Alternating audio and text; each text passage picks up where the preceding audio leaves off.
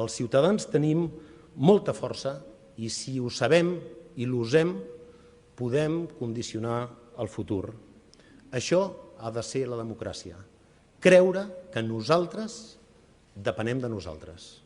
Si superem les nostres diferències, la força de la unió és irreductible. De l'exemple de les lluites socials i la resposta antifranquista n'obteniu una conclusió. Si els catalans anem junts, som imbatibles. Per tant, quan l'objectiu comú s'ho mereix, sempre cal superar les diferències. Aleshores, ser generosos és sinònim de ser intel·ligents. Si perdéssim la llengua, que pel camí que anem tampoc no seria tan inimaginable, al cap del camí, al final de tot, seria responsabilitat nostra. No ens equivoquem, no sempre la culpa és dels altres. La clau, en canvi, és estimar i defensar allò que és nostre.